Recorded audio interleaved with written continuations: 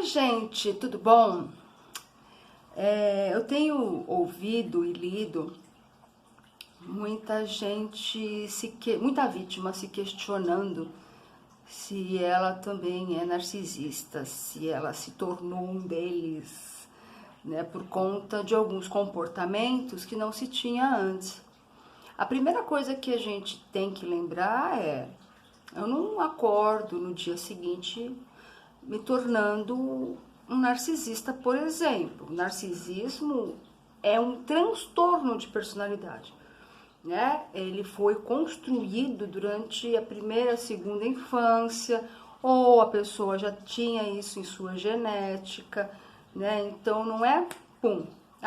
Imagina só, se só pelo fato da gente conviver com alguém com um transtorno X, se a gente ia se tornar parecido ou igual.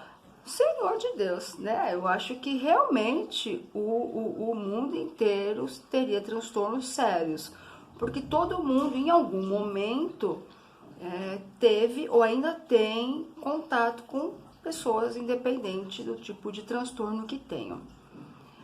Os narcisistas, a função principal deles sempre vai ser te desestabilizar, te fragilizar e te confundir. Seja ele homem ou mulher, mamãe, papai, padre, pastor, colega de trabalho, chefe, vizinho, o cara que você conheceu no aplicativo, não importa de onde ele venha, né? Então ele tem essa função de tirar você do seu eixo, ok? Quando você passa um período de estresse em qualquer lugar, você não fica meio dodói? Lembra lá do trabalho, quando você estava sobrecarregado e que você acabou pegando uma síndrome de burnout, ou não, nem chegou neste nível, mas estava muito sobrecarregado, ou você trabalhava num ambiente não era acolhedor, era muita disputa, muita competição, né? Para e pensa, tenta lembrar como é que você ficava depois, no final de semana, ou no final de um mês. Não tem como a gente estar num ambiente ou com pessoas que nos fazem mal e continuarmos tranquilamente muito bem, obrigada. Isso é impossível, né? Quando você passa um período com um narcisista, independente da relação que você tinha com ele, a partir do momento que era uma relação mais direta, é óbvio que você muda. Mesmo porque essa sempre foi a intenção deles desde o início.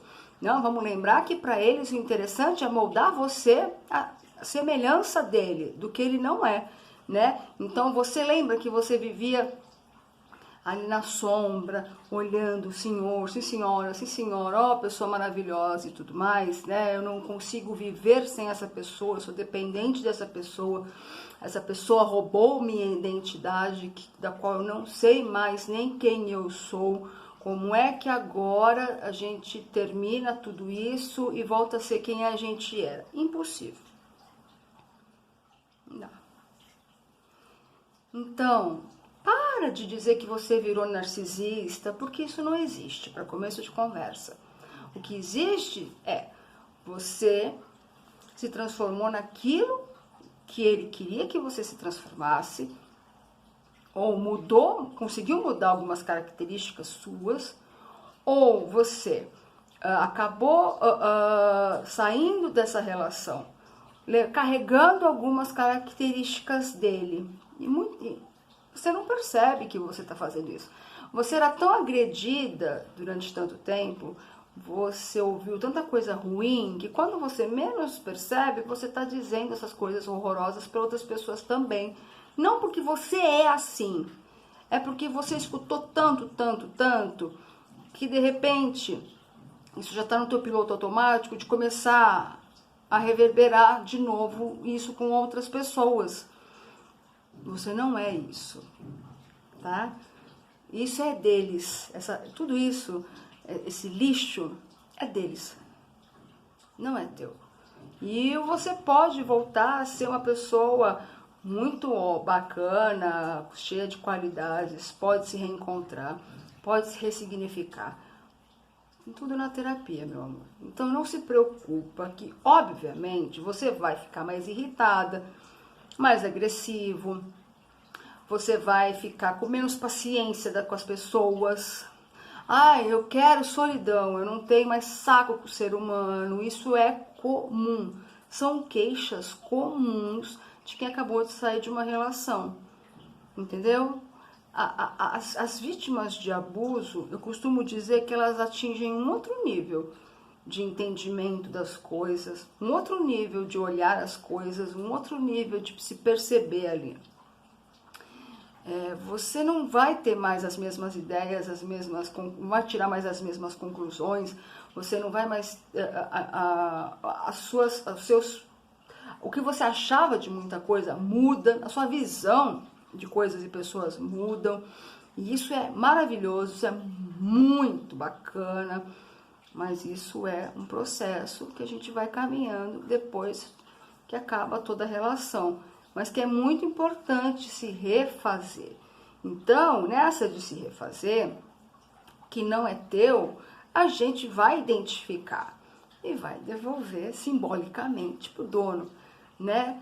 Então, não fique preocupada se achando abusadora, eu estou tóxica, que jogue a pedra quem nunca teve uma atitude tóxica na vida.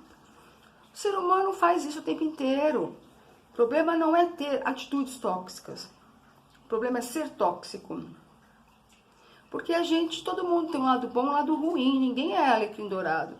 A gente faz coisas ruins pro outro. O bom é a gente começar a se questionar, se perceber, e se colocar principalmente no lugar do outro e mudar tudo isso. E ver que isso não é nada bacana, não é nada legal, né? Porque eu não gostaria que fizessem isso comigo também. Você entendeu? Então, fica tranquilo que isso vai passar, ok? Mas que você e eu, todos nós, temos 5 segundos de toxicidade por dia, nós temos sim. Isso tá tudo bem. Isso é do ser humano, tá? Tá? Agora, a diferença é larga entre você ter comportamentos ruins, tóxicos e ser, né? É diferente. Quem é narcisista, quem é perverso, quem é maquiavélico, quem é psicopata, não é aquilo, é assim, vai ser sempre assim, é aquilo, não muda, tal. Você sabe que você foi vítima, então vítimas mudam, vítimas melhoram, vítimas ficam muito melhor do que imaginavam na própria vida, vítimas reformulam tudo, então fique tranquila com tudo isso.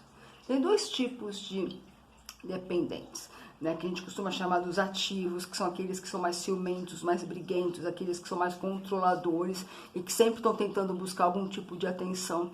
E os passivos, que são aqueles mais submissos, aqueles mais, eles se rendem mais fáceis, aqueles que têm tanto... Então, os 2 têm, mas o submisso tem mais. Ele tem tanto medo, tanto desespero em perder aquela pessoa que ele faz qualquer coisa para que isso não aconteça. Qualquer coisa, é praticamente qualquer coisa realmente. Isso tanto para o ativo quanto para o passivo. Para o passivo isso é pior, né? Então, eu fiz esse vídeo para você parar de se achar o cocô do cavalo do bandido, porque vítima é vítima, independente do sexo. Sofrimento é sofrimento e, obviamente, que vocês não vão se tornar aquilo que te feriram. Aquilo que te feriu, que uma hora, se você ainda não mandou de volta para o inferno, você vai ter que mandar. Essas características todas são dele, tá? Você só acabou, como você ficou vazio durante o período que estava com eles, você só acabou imitando muita coisa, porque a sua identidade foi roubada, então você não era mais ninguém ali. Você era o que o outro queria.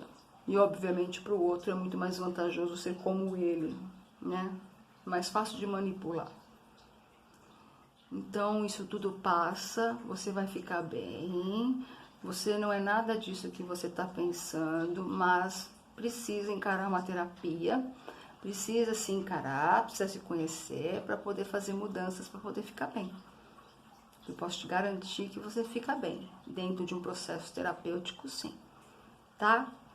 São sintomas comuns, porque não, a gente não pode exigir que uma pessoa saia de uma guerra, esqueça dessa guerra.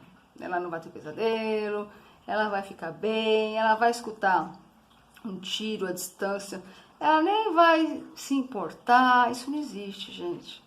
Isso não existe. Não existe, né? A gente vai lembrar e vai pensar nisso por muito tempo ainda e ficou com sequelas e muitas a gente pode se livrar o mais rápido possível delas, né? Então a primeira coisa, não, você não é isso que eles eram. Isso é deles, não é seu.